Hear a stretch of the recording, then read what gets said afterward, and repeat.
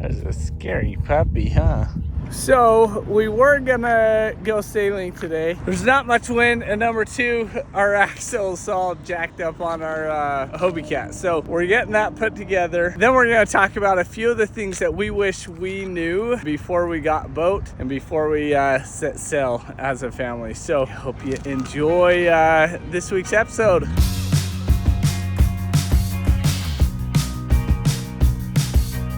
First things first, the biggest thing I wish we had taken some time to learn how to do is sail. Everybody asks me all the time, how did you guys learn how to sail? And the answer is we had to hire a captain to live with us on the boat, which was awesome. We had one really bad captain and one amazing captain. So one of the biggest things that I wish so bad is that we just understood a little bit of the concept of sailing and how to get around. I did the ASA certification, but you know, I spent a week on a catamaran with a bunch of other people that didn't know what they were doing. The guy that trained us, he could care less about any of us. So I don't feel like I really learned anything. It gave me a cool experience, but I don't really feel like I learned how to sail with that. And then probably the biggest thing I'd say is just buy a sailboat. If you look on Facebook classifieds or in Utah KSL, there's so many Hobie Cats. We bought a 1983 Hobie Cat, Hobie 16, which is so amazing, so much fun. It's a little hard to put up with one person, and it's a little tricky to sail with just one person as well. We can do it now, but anyway, I recommend buying the Wave, and just so you can get a feel for sailing and then get on a boat after you figure that out. But yeah, that's the number one thing. And so I totally recommend doing ASA. We went with Blue Water Sailing School out of Fort Lauderdale. They were okay. Not amazing, just okay. And I've not heard of any great experiences anywhere, but it is awesome there. Another big thing that I didn't realize, I don't know how easy or hard it is, but just figure out when races are in these at different marinas. Like in Charleston, where our boat is now, there's so many races going on all the time, and it's just contacting maybe the sail loft in that area. And like Irvin in North Sails in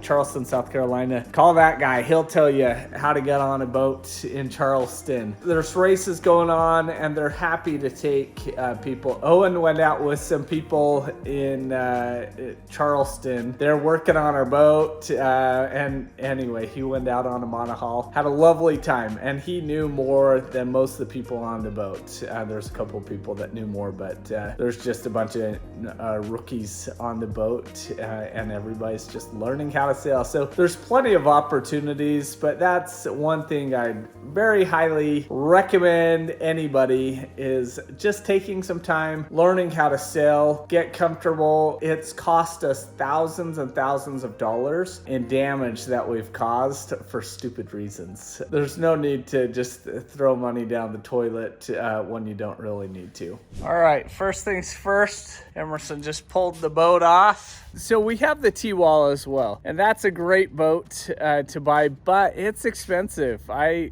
started thinking about buying another one, and the one that I'd buy is like $9,000. So I don't know what to say. T-Wall is a great brand, great boat. We've loved it, but I don't know. It's not budget friendly. So this Hobie Cat, can't remember. I think I paid $3,000 for it. There's so many people. If you drive around any lake in America, you'll find people with Hobie Cats or just different kind of boats. Just go knock on their door and ask them if you can use their boat. And 9 times out of 10, you know, pay them some money or whatever. Then you don't have to store it and worry about it. But yeah, this Hobie Cat is like $3,000. We're having to replace the axle on the trailer, but it's really all ready to go, and it's been awesome. Super fun to have.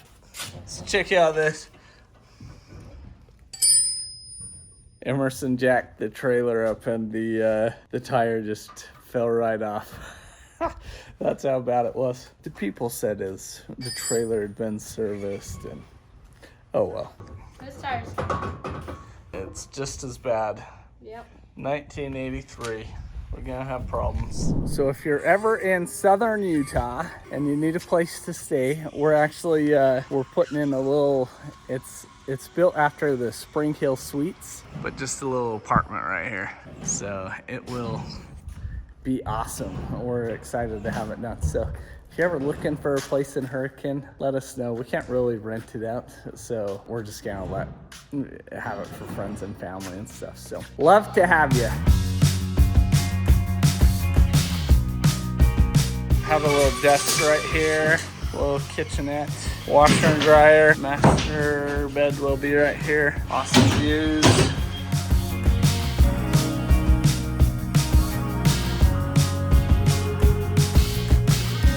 All right, so number 2, the second thing that we wish we knew and understood better is insurance. So a couple of things with insurance. Insurance is gonna be about 10% of the cost of your boat. If it's a $1 million boat, you're gonna be roughly 10%. It is kind of the calculation that I would keep track of. Insurance dictates everything, and they tell you where you can go and when you can go. Honestly, they don't really cover anything, and that's what bugs me so much about insurance. Is there's so many fine print little things about every aspect about it. And so one thing I'll say on this too, just the knowledge of insurance, but when we first started sailing, they told me if I had a captain sign off all the stuff for me, that they had this list of things. I'll try and find it and add it here, but they had this list of things that I had to show that I did. I had the ASA certification, but they also wanted a captain to sign off, and I had a captain sign everything off for me. But the problem is I send it to the insurance, and this is after a few months, 3 months of having a captain with us. I can't recall how much, I think it was like 30 grand to have someone living with us, and so it cost a fortune. Insurance said, nope, you got to keep a captain with you. We're not going to insure you. I was like, this is garbage, because I had already put forth all this time and effort, and they said no, we're not going to insure you without a captain. And so I told them, I called their bluff and I said, cancel my insurance, I'm done, I'm going to self-insure. All of a sudden, about a half an hour later, I got an email back saying, oh, they misunderstood me and they will cover me on insurance. So anyway, insurance is a joke, but the more experience that you have, the better it is. And so anytime you're on a boat, log those hours,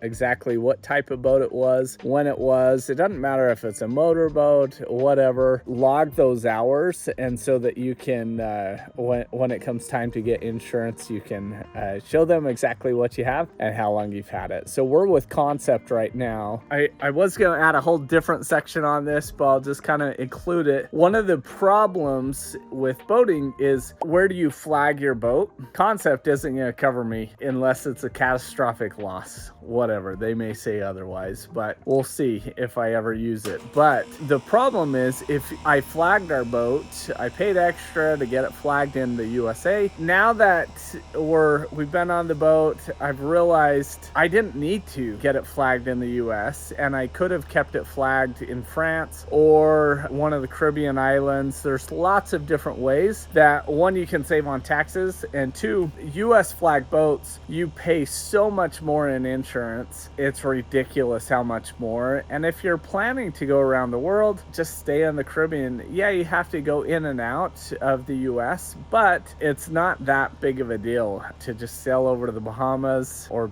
Bermuda, whatever it is, but get out of the US and then you can come back in. But that's the biggest thing I'd say is don't hassle with getting it flagged in the US. Save yourself tons of money and just flag it elsewhere.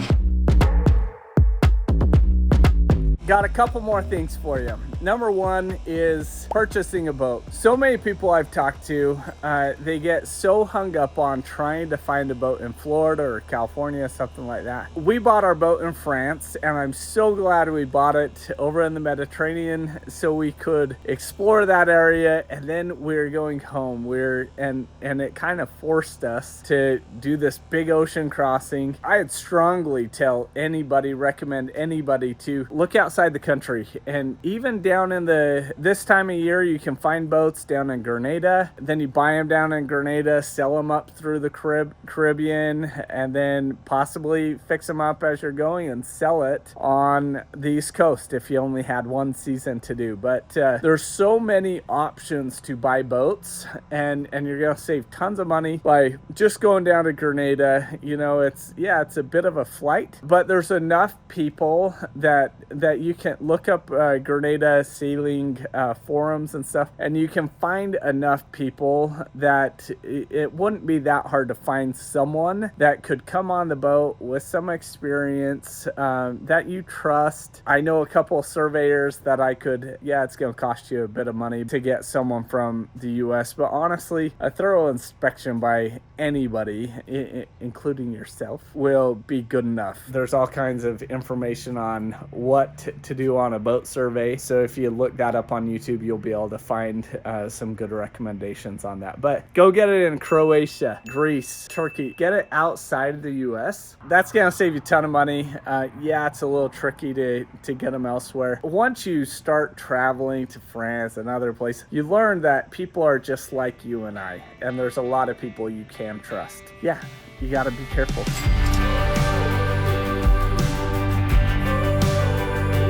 All right, 2 more things for you. Number 1 is your tender. Your tender is everything. We have an OC tender now, and it is so awesome. We love it. But one of the problems is our recommendation is only 15 horsepower, but we have a 20 horsepower. But I'd love to have a tender that has a 40 horsepower or 35 at least, because that's your everything. You're moving, you're going so many different places, and if you don't have a good tender, life is pretty rough.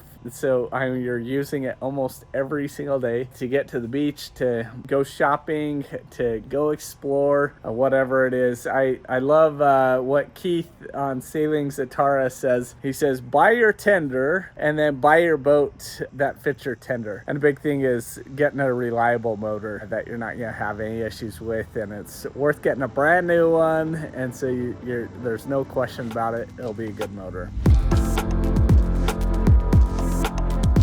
Okay, the very last thing I would say on this whole thing is set a goal. Set a huge goal, whether it's 1 year out, 5 years out, 10 years out. Make a goal of when you're going to get on a boat. And with that goal, figure out a financial goal that you're gonna have to be able to make incremental steps to be able to achieve the financial goals that you want. Sailing is expensive. I'm just baffled how much money that we spend on repairs, just maintenance and everything else. So it costs way more money than I ever imagined that it'd be. And I thought, I'll buy a newer boat so I don't have as many problems. There's always something to spend money on with boating. So make sure that you find yourself in a very secure position. One of the things that I built a pest control company, GREENIX Pest Control, which has been such a blessing. So many awesome employees, wonderful partners, great people to work with. So that's been a huge part of what's made it possible for us. But the other thing I'd say, we over the years have collected short-term rentals. So I have all these Airbnbs that make it possible for us to have enough income to not have to sit there and worry about, can we fill up with fuel? We got to buy new sails. Anyway, that's one thing I'd recommend doing, is figuring out how to have enough income coming in, and so that you can go sail and not have to think about things. It's going to take 10 years of busting your tail to be able to get yourself in a position to do it, but it's possible for anybody to do this. Set a goal, make it happen, whatever it is, and get out on the water. There's charter shares that you can buy in boats. There's different ways to do it, but the biggest thing is just setting the goals and writing them down and live and dying by those goals, and you can see things happen. So thanks for hanging out with us this week, and look forward to having you next week. Well, hopefully the wind changes and we can take you sailing. When I'm with you.